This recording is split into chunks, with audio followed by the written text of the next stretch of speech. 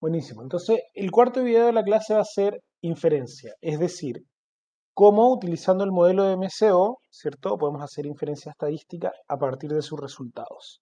Entonces, lo primero que tenemos que hacer es recordar que acá lo que estamos haciendo es estimar los parámetros beta y alfa, ¿ok? Y que estos parámetros van a tener unas ciertas medias y varianzas que vamos a poder estimar, ¿ok? Tenemos que recordarnos, ¿cierto? Que, bueno, y en este modelo y sub i es igual a alfa más beta por x sub i más un cierto error, y que la estimación de beta viene dada por esta expresión matemática, ¿ok? Está acá. Para demostrar, ¿cierto?, cuál es la esperanza de la estimación de beta, que es esto de acá, nosotros podemos hacer algunos reemplazos simples, reemplazar este y sub i por esto de acá arriba, reemplazar este y promedio también, ¿cierto?, por su expresión a partir de los parámetros alfa y beta, y reordenando un poco podemos llegar a esto que está acá, ¿ok? Esto que está acá, si nosotros aplicamos la esperanza, es decir, vemos, ok, cuál es el valor esperado promedio de esto de acá, nos va a dar que es beta, que es el verdadero parámetro poblacional. ¿Por qué? Porque este error va a ser, su esperanza va a ser igual a cero y nos va a llevar toda esta expresión matemática a cero. ¿Ok? Entonces esta es la forma en la que se demuestra que la esperanza, ¿cierto?, de beta gorro es beta, es el verdadero parámetro poblacional.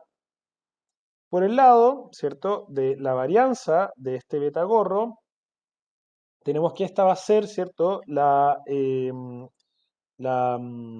es la expresión matemática que estima, ¿cierto?, cuál es la varianza de beta gorro, que la podemos reescribir de esta forma, ¿ok? En el que acá tenemos ese subíndice x y elevado a 2 representa, ¿cierto?, esta varianza de la variable x. Y acuérdense que habíamos dicho que para que MSO fuese sesgado, eficiente y consistente, ¿cierto?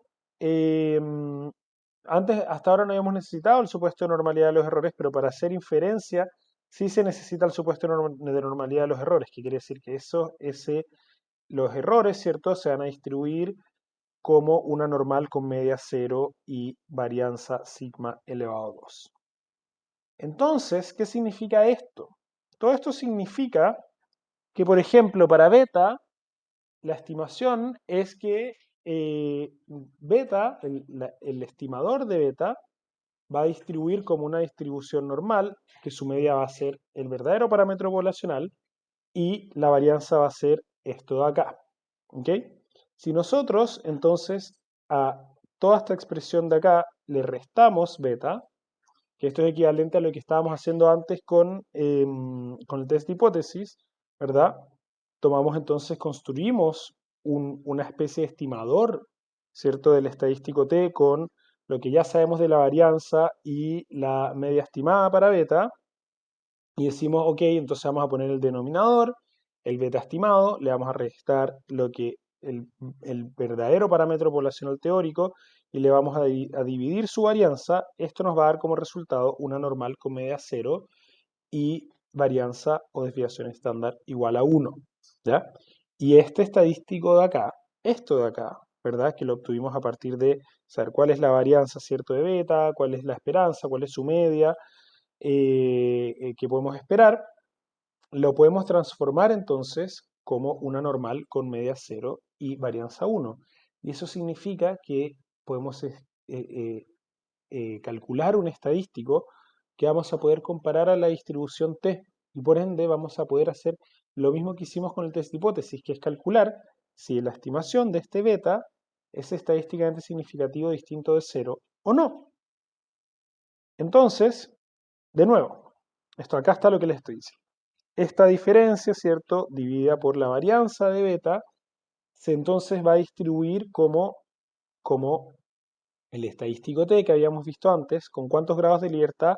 Bueno, n el total de la muestra menos k, y k es la cantidad de parámetros estimados en el modelo de regresión, ¿ok? Entonces, mientras más variables metamos, más x distintas tengamos y más parámetros, ¿cierto?, tengamos que estimar, entonces menos grados de libertad vamos a tener.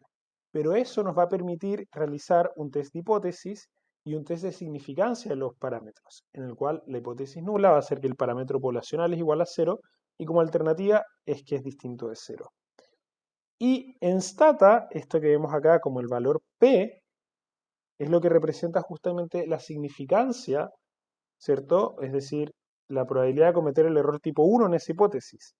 Entonces, cuando vemos que esto es menor a 0,1, decimos que entonces este coeficiente estimado acá es estadísticamente significativo a un 10%. Si esto acá es menor a un 0,05, un 5%, entonces decimos que el coeficiente estimado es estadísticamente significativo al 5%, y si esto es menor a 0,01, como es el caso acá, entonces decimos que el coeficiente es estadísticamente significativo al 1%.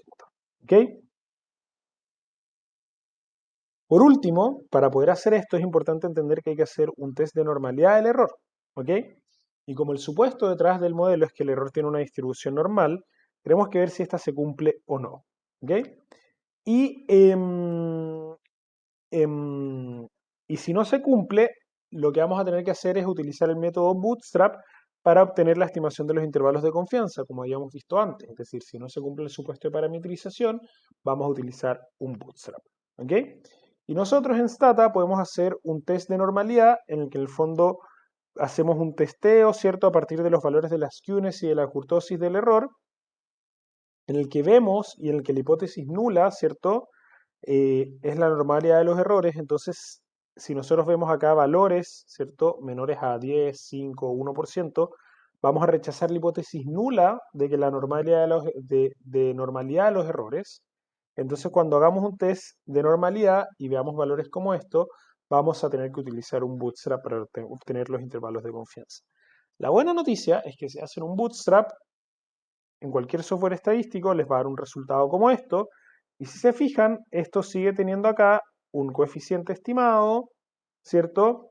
Y acá una estimación de un intervalo de confianza, que en el fondo ustedes van a poder ver si es que acá este intervalo de confianza no, no se traslapa, ¿cierto?, con el cero.